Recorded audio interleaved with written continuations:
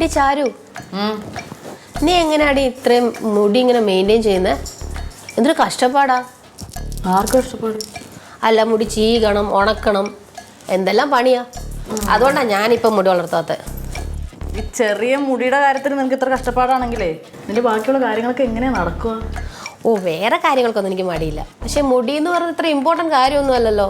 അതുണ്ടെങ്കിൽ എന്ത്, ഇല്ലെങ്കിൽ എന്ത്. ശരിയെന്നാ, എനിക്ക് കുറച്ച് ഇമ്പോർട്ടൻ്റ് ആണ് മുടി. പെൺപിള്ളേർക്ക് പൊതുവേ മുടി ഇമ്പോർട്ടൻ്റ് ആണ്.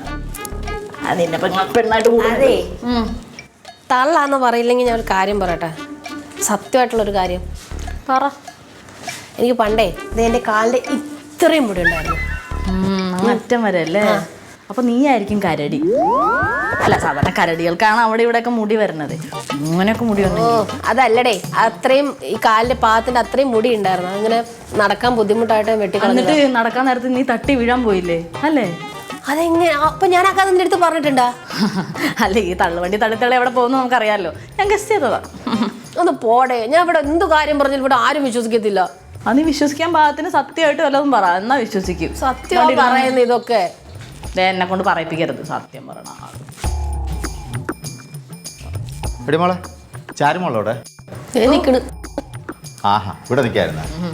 അതെ മക്കളെ, നിങ്ങൾക്ക് ഇന്ന് എന്തോന്ന് പരിപാടി? എനിക്കിന്ന് പ്രത്യേകിച്ച് പരിപാടിയൊന്നുമില്ല. എന്നാലേ നമുക്ക് ഈ വീടും പറമ്പൊക്കെ ഒന്ന് വൃത്തിയാക്കിയാലാ? അയ്യോ അങ്കിളെ, എനിക്ക് കുറച്ച് വർക്കുണ്ട്. ഇവിടെ വിളിച്ചോണ്ടോ? ആണാ?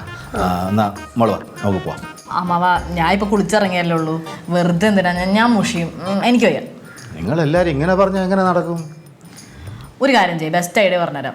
പുറത്തുനിന്ന് നമുക്ക് ആളെ വിളിച്ചേൽപ്പിക്കാം. അതാകുമ്പോൾ നല്ല നീറ്റായിട്ട് ആ പറമ്പൊക്കെ വൃത്തിയാക്കി തരും. ആ, അത് അടിപൊളിയാ. അതെനിക്കറിയാം, നീറ്റായിട്ട് ചെയ്യുന്നുള്ളത് അറിയാം. അതിന് പൈസ ആര് കൊടുക്കും? ഓഹോ, അപ്പൊ ഞങ്ങളൊരു ബംഗാളികളാ അമ്മാവൻ ഫ്രീ ആയിട്ട് പണി ചെയ്ത് തരാൻ?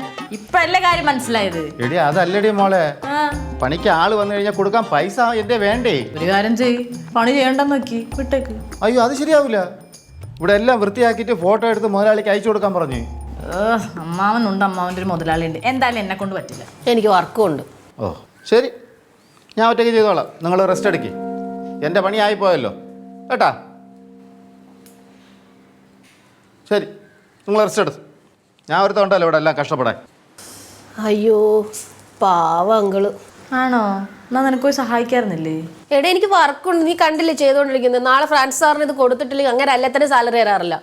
ഓഹോ, നീ നിന്റെ ലാപ്ടോപ്പ് ഒന്ന് തിരിക്കും. ഞാൻ നോക്കട്ടെ നീ എന്ത് പണിയാണെന്ന്. എടി, നീ ഇവിടെ ഒരു കുന്തം പണി ചെയ്യുന്നില്ലെന്ന് ഈ വീട്ടിലെല്ലാവർക്കും അറിയാം. കൂടുതൽ അങ്ങ് തള്ളല്ലേ മോളെ തള്ളുവണ്ടി. എടേ, എന്റെ രഹസ്യങ്ങൾ, എന്റെ പ്രത്യേകിച്ച് ജേർണലിസ്റ്റുകളുടെ രഹസ്യങ്ങളൊന്നും പുറത്തുള്ളവർക്കൊന്നും പറഞ്ഞു കൊടുക്കാൻ പാടില്ല, കാണിച്ചു കൊടുക്കാനും പാടില്ല. ഓഹോ, അല്ലാണ്ട് പണി ചെയ്യാത്തതല്ല. അല്ലാതെ ഇങ്ങനെ ഫോട്ടോഷൂട്ട് ചെയ്യുന്നതല്ല.